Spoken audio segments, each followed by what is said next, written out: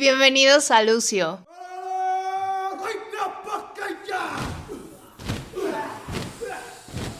Hola, muy buenos días, son días. ¿Cómo te encuentras, Adrián? Muy bien, muchas gracias por recibirme y por invitarme. Pues yo más contenta de que estés aquí porque hoy vamos a hablar de un tema que tiene muchísimas aristas, muchísimas. Vamos a intentarnos centrar como en sacar lo mejor que se pueda en este tiempo, pero sin duda es un tema verdaderamente extenso y lleno de preguntas. Creo que muchas veces más de preguntas que de respuestas. Sí, desafortunadamente. Así que, pues, Adrián está realizando una investigación sobre la violencia, la representación de la violencia en la literatura y en el entretenimiento. Entonces, bienvenido, Adrián, promotor de paz. Adrián se define como un promotor de paz. Y esto, por supuesto, me imagino, va muy ligado a lo que tú has investigado. Sí. Que seguramente te ha abierto la cabeza y dices, ¿qué sucede con este mundo? Sí. Así que, bueno, hablando con Adrián sobre qué tema íbamos a tocar el día de hoy, pues decidimos que íbamos a hablar sobre violencia en el narcotráfico, pero sobre todo de cómo está envuelto también con la masculinidad, ¿no? ¿Qué pasa ahí con la relación de lo masculino y el narcotráfico? Claro. Así que bienvenido seas. Yo me gustaría preguntarte una cosa. Sí. Leyendo sobre el tema, encontré que en la cultura del narcotráfico, porque ya es toda una cultura, existe algo que se llama el honor masculino. Sí. Entonces, ¿qué es el honor masculino, Adrián? Bueno, no me he metido de lleno a explorar, por ejemplo, qué significa el honor para los narcotraficantes, pero creo que sí te puedo dar una aproximación. Creo que el honor masculino significa como mucho este ego exteriorizado que tienen muchas veces los personajes narcotraficantes, criminales, que es, si me siento vulnerado, si me siento expuesto, si me siento débil, están agrediendo mi honor, ¿no? El honor siempre muy ligado a este concepto masculino de tienes que verte fuerte, tienes que verte poderoso, tienes que verte por encima de los demás. Oye, eso estará relacionado porque a mí me surge una pregunta. ¿Por qué los hombres? Claro. ¿Sabes? ¿Por qué ligamos al hombre con el narcotráfico? Claro. Es una pregunta que tiene muchos contextos, ¿no? Yo como lo veo es que de entrada la masculinidad dentro del sistema violento que tenemos en México y dentro del sistema del narcotráfico está sumamente ligado a costumbres, a procesos y sistemas, por ejemplo, capitalistas, muy tradicionales, en los que el hombre, por ejemplo, tiene que ser el proveedor de la familia, ¿no? El proveedor, el jefe. Y este contexto capitalista que nos obliga a los hombres, por ejemplo, a proveer, a dar, a violentar, a exigir, a liderar, es lo que también termina volviéndose hiper, ¿no? Se termina amplificando dentro de la cultura del narcotráfico, que ya de por sí, por ser un mercado ilegal, tiene que operar con muchos extremos. Sí, justamente veía que un concepto, lo que decías, lo hiper, ¿no? Sí. Es la hipermasculinidad violenta. O sea, cuando a mi mente viene, cuando hablamos de hiper, quiere decir que las características que asociamos con lo masculino, no sé, fuerza, virilidad, poder, o sea, se magnifican. Claro, sí. Entonces, quiere decir que son hombres, no sé si sea el término correcto, pero que viven al extremo.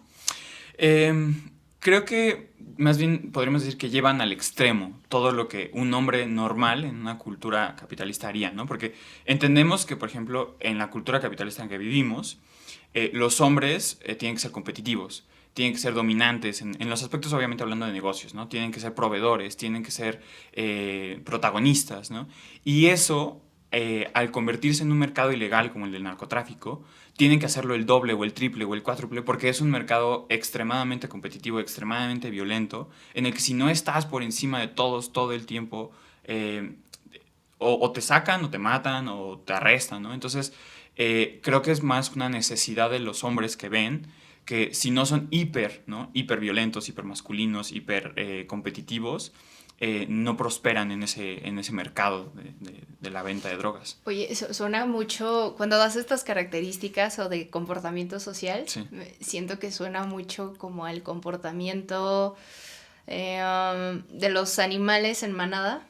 Un poco, sí. ¿No? Como mostrar quién es el más fuerte para ser respetado por otros y no ser atacado. Justo, sí.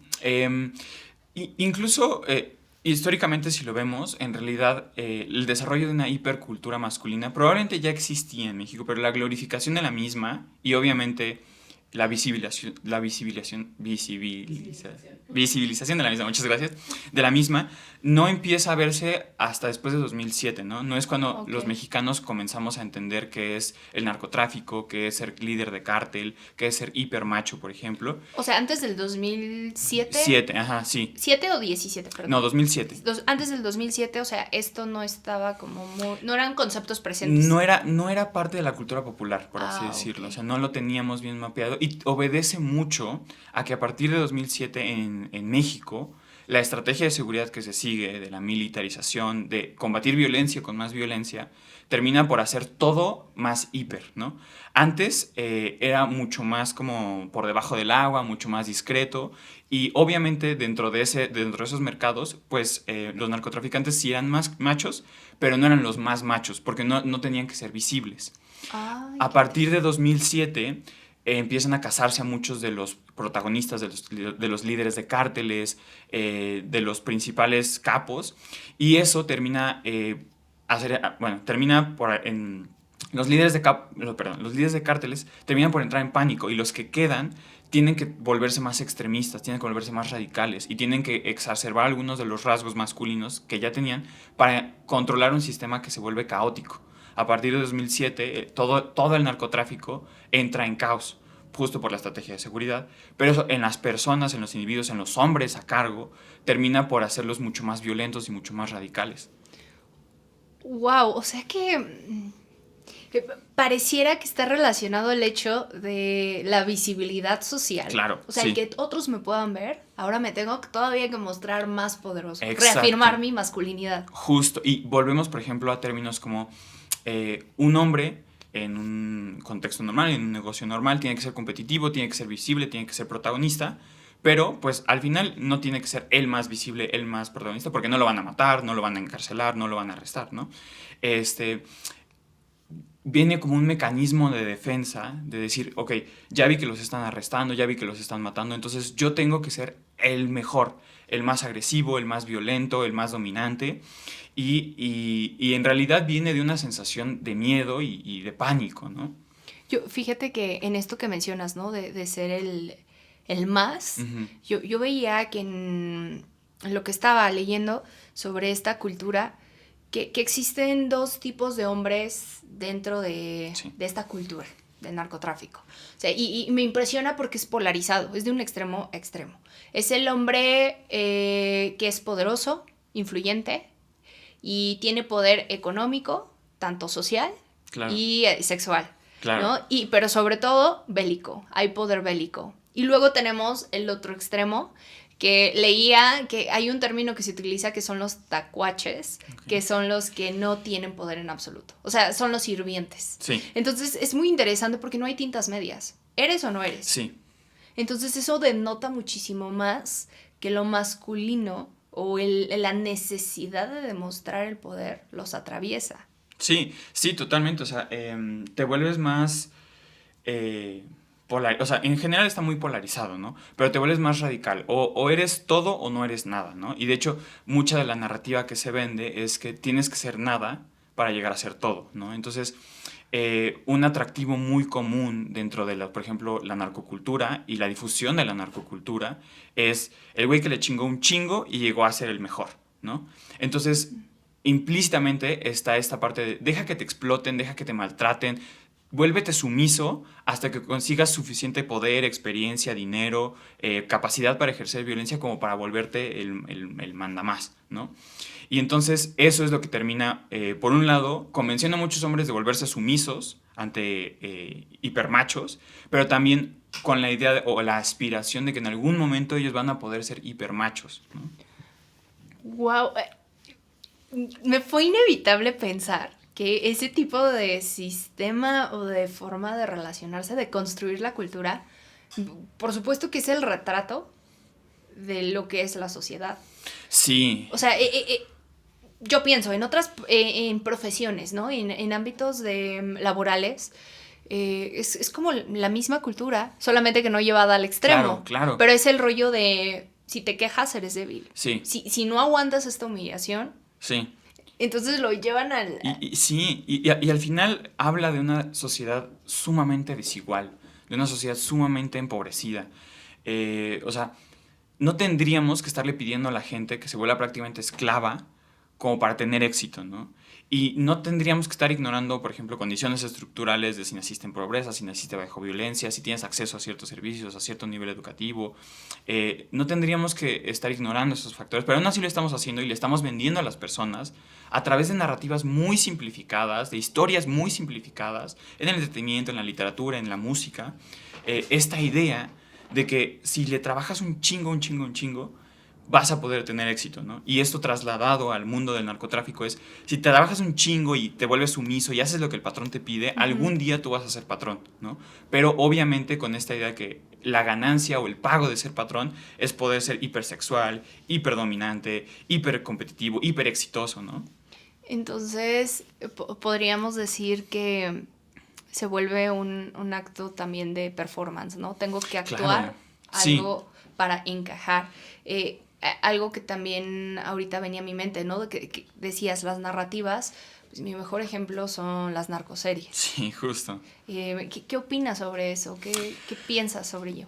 Pues es muy feo. La verdad, a mí no me gusta nada porque entiendo lo atractivas que son, ¿no? Sobre todo, por ejemplo, para juventudes, infancias, adolescencias, que en realidad han visto a sus familiares trabajar toda su vida y jamás conseguir para ganar, bueno, perdón, para comprar una casa, un auto, o sea, entiendo a qué público están apelando y las historias que venden son tan exitosas porque nos venden una narrativa, una historia de trabájale un chingo, no importa en qué, aunque tengas que matar gente, aunque tengas que vender droga, si le trabajas un chingo vas a llegar a ser exitoso, ¿no? Y es una narrativa muy triste porque en realidad le estamos diciendo a las personas, a los hombres sobre todo, vuélvete violento, destruye tu propia comunidad, destruye tu propia familia, destruye tu propia sociedad para ser exitoso, ¿no? A pesar de lo que implique. Las narcoseries, me parece, nos alejan mucho de la construcción de una cultura de paz. O sea, como que estamos tratando de enseñarle a las personas a través de estas narrativas, de estas historias, no importan las consecuencias, mientras tú te vuelvas exitoso, eso es a lo que deberías estar apuntando. Ese debería ser tu proyecto de vida. Y sobre todo también veo que es la romantización, ¿no? Sí. Porque al final una narcoserie, claro, creo que no refleja la realidad que es el narco. O sea, lo que es para ser nada un verdadero narcotraficante. Justo. Yo he visto de repente que con las narcoseries es un rollo de empatizas demasiado. Claro. Y es como de, acaba de matar a 10 personas, pero lo dejó su novia. Claro. Está muy fuerte que lo haya dejado su novia, ¿no? Los personificamos como si fueran personas normales, ¿no? Y en la vida real no son personas normales, tú ya lo mencionabas, son personas que son hiper en todos los aspectos, son personas que tienen un disfraz, una forma de fingir que es exagerada, ¿no? O sea, son hiperagresivos, hiper inestables, hipersexuales, ¿no? Entonces, creo que lo que también estas series hacen es normalizar un poquito a las personas que están, o a esos personajes, ¿no? Y obviamente ignoramos por completo toda la violencia que ejercieron, todos los traumas que tienen, todos los problemas interpersonales que tienen, ¿no? Y cuando le das a las personas historias tan simplificadas de éxito, ¿no? Dicen, oye, yo quiero eso, o sea, yo quiero ser un capo porque no tengo problemas, porque tengo dinero, porque tengo mujeres, porque tengo autos. Y no le dices todo lo que cuesta y todo lo que implicó para las personas que afectó, sus familiares, ¿no? Obviamente, las personas terminan replicando conductas muy nocivas para su comunidad, para su sociedad, para sus familias, incluso para ellos mismos. ¿Qué sería un ejemplo de esas conductas nocivas? Por ejemplo, esta idea de que si eres exitoso también puedes ser hiperviolento o está justificada la hiperviolencia en hombres que en realidad no tienen ese nivel de ser intocables, ¿no? De ya ser los líderes, poder. los capos, de poder, ¿no? Muchas veces termina haciéndolos replicar conductas de violencia intrafamiliar, ¿no? Es como, me obedeces porque yo soy el que gana más dinero en esta casa, ¿no? Se ha producido un fenómeno muy recientemente en el que muchos hombres replican o fingen ser narcos, ¿no? Se compran la ropa, tienen la actitud, el verbo, las conductas hacia las mujeres, ¿no? Yo he escuchado el término buchifresa, ¿no? Exacto, ¿no? Entonces, hay un término en particular, ahorita no me acuerdo de la palabra en particular, pero hay un término que define a estos actores, ¿no? Que fingen ser narcos, ¿no? Y muchas veces terminan replicando microviolencias, microagresiones o agresiones o violencias de narcotraficantes reales. Y obviamente ellos al no tener el poder, pues terminan sufriendo muchas de las consecuencias, pero también afectan mucho a sus familiares, a sus conocidos. Esto que mencionabas, por supuesto, si mi referente es que el narcotráfico, pertenecer al narcotráfico, pero sobre todo no a cualquier posición, ¿no? Uh-huh. Ser el capo. Me va a representar un posicionamiento social, pues por supuesto que imitamos lo que nos gustaría ser o lo que vemos que es útil. Porque a lo mejor no me gusta mucho lo que hace, pero veo que socialmente es útil, tiene reconocimiento. Uh-huh. ¿Tú crees que esté relacionada, cómo está relacionada la pobreza con esto? El por qué se vuelve una alternativa o esto que hablas de las narrativas que giran uh-huh. alrededor de este tema. Yo verdaderamente he escuchado comentarios y entiendo por dónde va. Uh-huh. No lo hago con son de crítica, que dicen, pues es que, como, no sé, con el Chapo, ¿no? Pues él le daba a su pueblo, porque el gobierno los abandona. Sí, justificándolo. Ajá, casi, entonces él les da. Uh-huh. Pero, ¿qué pasa con eso? O sea, ¿qué mensaje hay detrás de dar? Claro, pues tenemos que irnos bastante, bueno, no mucho más atrás, pero un poco más atrás y entender que, por ejemplo, en general, alrededor de la violencia hay dos patrones que se replican en muchas historias, ¿no? El primer patrón es la normalización y trivialización de la violencia, ¿no? Hacer creer a las personas, sobre todo en México, que la violencia es algo normal, que es algo natural, que la hiperviolencia siempre va a estar ahí y que nunca vas a poder escapar de ella, ¿no? Entonces, esa idea de que la violencia siempre va a estar ahí le permite a muchas personas decir, si ya va a estar ahí, pues mejor la utilizo para yo conseguir lo que quiero, ¿no? O sea, al final nunca va a desaparecer, está justificada. Entonces, si no va a desaparecer, pues mejor la utilizo para ganar dinero, para ganar fama, para ganar mujeres, ¿no?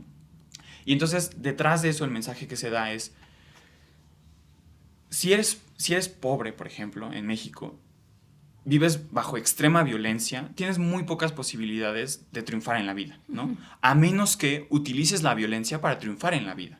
Y entonces te vuelves sicario o narcotraficante, ¿no? Asesino, todo, te sumerges en esta cultura y con la idea de que eso te va a dar éxito, eso te va a dar fama, ¿no? Que la violencia es el camino para obtener éxito o la vida que quieres. Y entonces en ese obtener también está el ser proveedor para toda la comunidad, el ser proveedor para toda la familia, ¿no? En realidad, desgraciadamente, ante la ausencia de un Estado, porque hay que entender eso, todas las historias que hablen sobre violencia en México, en el fondo son historias sobre un Estado ausente, sobre fuerzas de seguridad que no estuvieron ahí o que no están ahí para proteger a las personas, sobre un sistema educativo que no está ahí para educar a las personas, sobre un sistema económico que no está ahí para apoyar a las personas, ¿no? Entonces, si no hay nadie que esté ahí, tú tienes que estar ahí para la comunidad, tú tienes que estar ahí para las personas. Y, pues digámoslo así, el narcotráfico es el emprendimiento social más exitoso de México, ¿no? O sea, como que las personas ganan muchísimo, muchísimo dinero vendiendo droga, traficando personas, asesinando personas, y eso les da la vida que quieren, ¿no? Y como está también en esta parte capitalista ser proveedor de tu comunidad, de tu familia, ser protagonista, entonces te vuelves generoso, bondadoso hacia las personas a tu alrededor, a quienes te permitieron ejercer ese nivel de hiperviolencia, que no te traicionaron, y entonces les regresas algo a cambio, ¿no? En este caso es una escuela para una comunidad, un hospital, un camino, ¿no? Qué fenómeno tan interesante. Sí. Porque yo algo que veía también sobre las características de la cultura en el narcotráfico o de los hombres que son los representantes de esta cultura es que se asocia la violencia con virilidad, claro, y con honor. Sí. Entonces es muy... No sé, es como este juego en el cual soy violento, lo que tú mencionabas. Hago, deshago, doy a la comunidad, pero porque siempre hay honor. Porque soy proveedor, sí, porque soy generoso y porque soy leal a mi tierra, a mi origen. Y en el fondo es porque quiero que la gente me respete. Y en el fondo es porque a lo mejor sentí que nunca nadie me respetó o que siempre fui vulnerado, ¿no? Como vivimos en un estado de hiperviolencia, todo el tiempo estamos expuestos a violencia, la gente se siente muy insegura, ¿no? Y una respuesta muy natural es querer dejar de sentirse Sí. inseguro, ¿no? Entonces, si le vendes a los niños, a las adolescencias, una historia de vuélvete hiperviolento, vuélvete el capo, eso a nivel inconsciente es, esto te da seguridad, ¿no? Esto te da esa paz, eso te permite sentirte seguro en el fondo, ¿no? Y creo que es a lo que muchos, o por lo que muchos hombres entran en estos patrones de conducta, al mercado del narcotráfico, con la intención de sentirse seguros en el fondo. Uh-huh. Entonces estamos hablando que detrás de toda esta virilidad, de todo este macho, ¿no? El hipermacho, sí, hay inseguridad. 100%, 100%. Si yo temo por mi vida, quiero dejar de temer por mi vida, ¿no? Pero si temo por mi familia, quiero dejar de temer por mi familia. Si temo por mi futuro, quiero dejar de temer por mi futuro, ¿no? Entonces, en realidad es miedo. Es miedo a no encontrar otras alternativas, a tener una vida miserable. Porque seamos honestos, la verdad, para muchas de las generaciones, para muchas de las personas que viven en extrema pobreza o en pobreza, no hay muchas otras opciones. Una vida digna, como lo conoceríamos aquí en México, lejos del crimen organizado, no es una vida muy digna en realidad. No es una vida a la que tengas acceso a muchos servicios básicos, a relaciones sinceras, a, no sé, a seguro médico, a un trabajo, sí, que te guste. Cubrir necesidades básicas. La verdad es que muchas personas no cubren sus necesidades básicas, ¿no? Entonces, también eso da mucho miedo, ¿no? No tener la vida que quieres o la que crees que mereces o la que te gustaría. Da mucho miedo, ¿no? Y cuando te ofrecen una alternativa tan fácil, tan simplificada, tan bien vendida por Netflix o las casas productoras de narcocorridos, se vuelve muy, muy atractiva. Adrián, ¿crees que hay forma de salir de esto? Creo que es una de las preguntas más complejas, ¿no? Porque hoy se nos vende mucho, estamos súper saturados de una narrativa que primero nos dice que la guerra, la violencia, la hiperviolencia que vivimos, la crisis humanitaria en la que estamos, es normal, ¿no? Y eso es porque vende, ¿no? O sea, como que las casas productoras han notado que eso vende mucho y lo van a seguir vendiendo hasta que se acabe el dinero, ¿no? Entonces, primero tendríamos que encontrar una forma de hacer que la construcción de paz sea algo rentable, ¿no? Vender ideas de construcción de paz que sean igual de rentables que las que son, por ejemplo, de vender guerras, ¿no? Una serie sobre construcción de paz que sea igual de exitosa que la de Narcos, ¿no? Y eso no es tan sencillo porque las historias de éxito no están tan normalizadas, ¿no? O sea, sí hay comunidades que han luchado por construir paz, que han luchado por deshacerse de estos estereotipos hipermasculinos, hiperdominantes y que han tenido éxito, ¿no? Pero otra vez, son historias en las que las personas no viven muy bien, no ganan millones de dólares, no tienen muchas mujeres. Sí, no conllevan este éxito y reconocimiento. Exacto, de poder. ¿No? Y sobre todo el éxito que tradicionalmente estamos... que asociamos. Que asociamos, ¿no? Como sociedad, ¿no? Si eres exitoso, tienes un buen dinero, tienes un trabajo que te encanta, tienes mujeres, tienes... No, como hombre sobre todo, ¿no? Y las personas que rechazan eso y tienen éxito, por ejemplo, en la construcción de paz, no viven así, ¿no? Entonces también es como súper contradictorio para las personas decir, ok, si no quiero esto, ¿qué es lo que quiero? ¿No? Eso por un lado, necesitamos encontrar historias que sean sobre construcción de paz que sean igual de rentables que las que han construido guerra, ¿no? Y por otro lado, creo que necesitamos, y esto ya discutiendo con expertos y a través de la investigación, contenido que le hable a las juventudes, a las infancias, a las adolescencias sobre violencia, que les permita entender sobre cómo las violencias, las microviolencias y los roles de género que estas implican, por ejemplo, ser hipermacho, ser hiperviolento, no son normales. Y que no deberían serlo. Y que no es la única forma en la que tienen para sentirse seguros, ¿no? Puedes sentirse seguro, puedes ser feliz teniendo relaciones mucho más cercanas, mucho menos violentas con la gente a tu alrededor. Y a lo mejor no vas a tener la vida que te prometieron o que sientes que deberías tener, pero sí vas a tener una vida que puedas disfrutar, ¿no? Entonces, producir también o generar contenido que le hable mucho más a los niños, a las infancias sobre la violencia y que les permita reflexionar sobre cómo estos fenómenos no son normales, no son naturales, no deberían serlo, no deberían aceptar las violencias, las microviolencias, las microagresiones y ofrecerles alternativas, ¿no? Decir, bueno, ¿cómo podrías tú construir una vida o cómo podrías tú construir relaciones a tu alrededor para alejarte de esta violencia? Qué misión tan compleja. Sí. Porque evidentemente la recompensa que te hace Justo. creer que te da ese tipo de poder, pues es muchísimo más atractiva al lado Claro. de esto que mencionas, ¿no? De ser un agente de paz Ujú. o de no estar, dejarse influenciar por ese tipo de Claro. ambiente porque es muy seductor. Sí. En algún momento llegué a escuchar una entrevista a un sicario y él decía que él prefería vivir 30 Justo. años muy bien. Ujú. O sea, porque son conscientes de que pueden morir y que Claro. o sea, que la media de vida Es baja, es sí. muy baja, o sea, Sí, sí, mueren sí. muy jóvenes. Ujú. Y él decía, yo prefiero vivir muy bien, 10 años, 30 años se me va muy Ujú. bien, a vivir una vida en la pobreza. Sí, 80 años de miseria, claro. Exacto. Claro. Y pues, o sea, obviamente es muy fácil, ¿no? Ser promotor de paz desde el privilegio, ¿no? Rapidísimo, ¿desde qué privilegio hablas? Por ejemplo, desde privilegios económicos, Ok. de privilegios... Decir como 3 veces al día, ¿no? Sí, ¿no? Como 3 veces al día, tengo una familia que me quiere, tengo un trabajo, o sea, obviamente es muy fácil abogar por la paz cuando ya tienes todas tus necesidades primarias resueltas, ¿no? Y cuando no hay una narrativa ahí que te esté diciendo, no tienes nada, esta es la forma para obtenerlo, vende droga, asesina personas, ¿no? Es muy fácil, ¿no? Entonces, también es esta otra parte de tratar de popularizar historias de éxito de personas que vivan bien a través de la construcción de paz o porque construyeron paz en Porque sus seguro comunidades. las hay. Y las hay. En México hay muchas historias. Afortunadamente, algo que Latinoamérica ha hecho muy bien, porque el fenómeno de la violencia, sobre todo el narcotráfico, no es exclusivo para México. En Colombia también, en Sudamérica también hay muchos casos. Hay muchas historias latinoamericanas sobre cómo construir paz y vivir de forma próspera, digna, sin tener que ejercer violencia.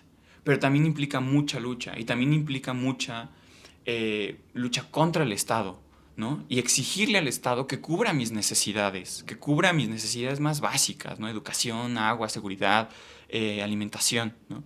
Y otra vez, volvemos a lo mismo.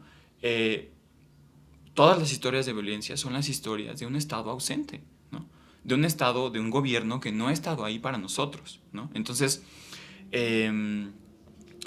algo bonito pero fuerte de la construcción de paz es que es una lucha por exigirle al Estado lo que pues, nos debe, que es cubrir nuestras necesidades básicas, pero con los beneficios de que existen muchas historias de éxito en Latinoamérica. Adrián, lo que hoy has dicho para mí es muy importante, sobre todo viniendo de un hombre Sí. que está también al alcance de toda esta cultura, que como hemos dicho, por el tipo de sociedad en la que vivimos, una sociedad patriarcal, Sí. los hombres son los que están más vulnerados desde ese punto, porque por supuesto las mujeres, ya hablaremos sobre este tema, ¿no? Tenemos toda esta cultura buchona, Uh-huh. también que estamos influenciadas y corremos Claro. el riesgo de caer en ello desde otra mirada, Uh-huh. pero sin duda el que te puedan escuchar y decir, existen otras formas. Claro. Sí existen los agentes de paz y sí es una manera de vivir y sobre todo una manera digna. Sí. Y cuando hablamos de dignidad no caigamos solamente en el rollo moral, No. sino que hablamos de esta tranquilidad, Sí. de decir voy a vivir, voy a estar Sí, bien. y voy a tener agua, mis hijos van a tener educación, van a tener comida, van a tener un techo, ¿no? Porque otra cosa que hay que entender es como esta presión que se ejerce mucho sobre los hombres en la cultura capitalista es ten hijos, ¿no? Y parte de tener hijos es provéele una buena vida a tus hijos, ¿no? Entonces, muchos hombres bajo esta presión dicen, pues es que si no puedo darle una vida buena a mis hijos, soy un fracaso como hombre, ¿no? Adrián, por último, ¿qué te gustaría decirle a las juventudes que nos puedan escuchar en este momento? A todos estos chicos que se puedan sentir muy atraídos y, ¿por qué no?, también a más personas contemporáneas, Claro. a nuestra edad, o si Sí. alguien por ahí nos escucha y es más grande que nosotros, ¿qué les dirías sobre este tema? ¿Qué mensaje Claro. te gustaría darles? creo que un mensaje muy poderoso en este sentido es: la violencia no es normal.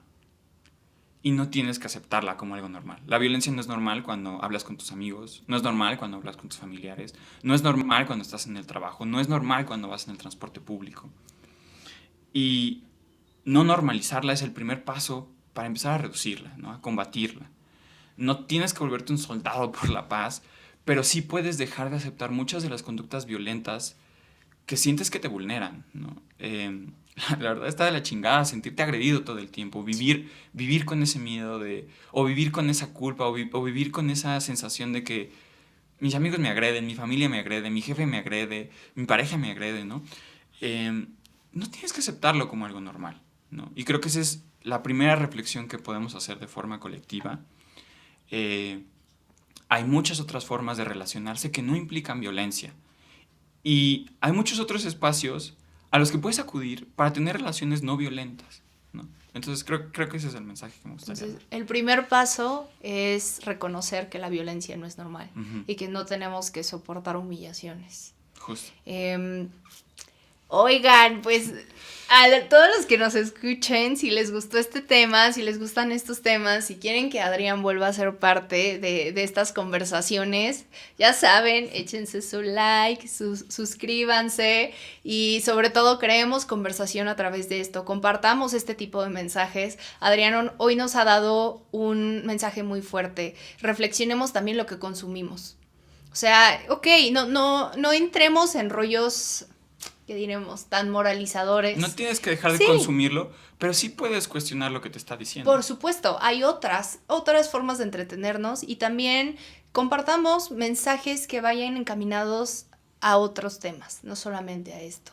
Y pues muchísimas gracias a todos por este tiempo, este día, y sobre todo a ti, Adrián, por aventarte a hablar sobre un tema tan escabroso en esta sociedad. Complejo, pero muy importante. Nos vemos a la próxima. Chido. Gracias. Okay.